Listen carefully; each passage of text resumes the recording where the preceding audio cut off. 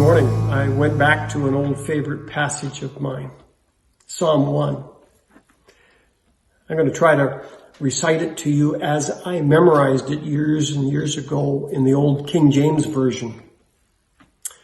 It says, "Blessed is the man who walketh not in the counsel of the ungodly, nor standeth in the way of sinners, nor sitteth in the seat of the scornful. But his delight is in the law of the Lord, and in his law doth he meditate day and night. And he shall be like a tree planted by the rivers of water, that bringeth forth its fruit in season. Its leaf also shall not wither, but whatsoever he doeth shall prosper. The way of the ungodly are not so, but are like the chaff which the wind driveth away. Therefore the ungodly shall not stand in the judgment, nor sinners in the congregation of the righteous. For the Lord knoweth the way of the righteous, but the way of the ungodly shall perish."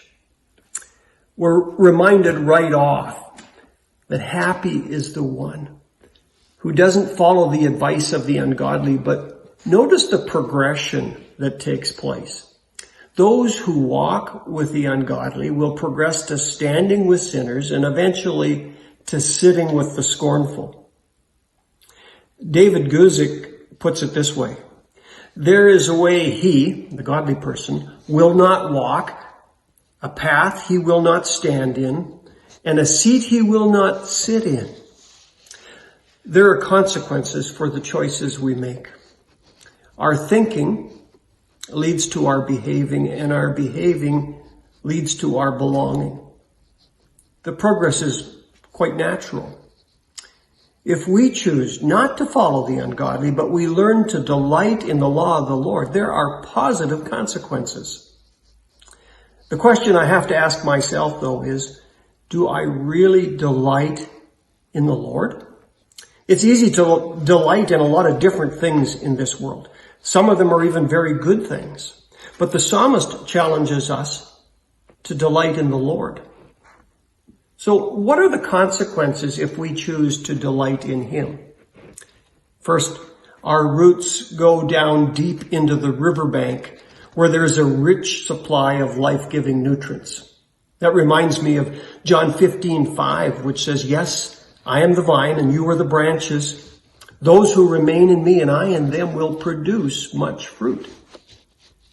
Delighting in the Lord is the same concept as remaining in the vine. We need to be connected to this life-giving source in order to be fruitful in season. Now, not every season is a fruitful season.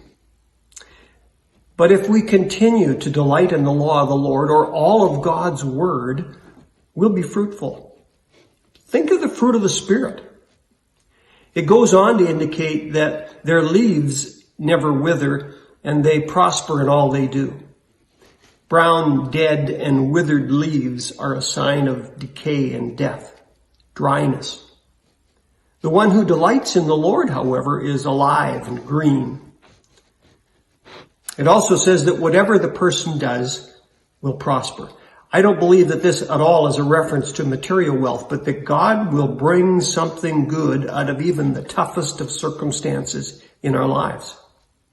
It continues, "The ungodly are not so, but are like the chaff which the wind driveth away." Now, I grew up on a farm, and during harvest, the combine separated the wheat from the chaff being the outer layer of the wheat that protected the grain itself. Now, the chaff is very light and is easily carried away by even the slightest of a breeze. It continues, "Therefore the ungodly shall not stand in the judgment, nor sinners in the congregation of the righteous." And finally, "For the Lord knoweth the way of the righteous, but the way of the ungodly shall perish." Choices have consequences. How will you and I choose today?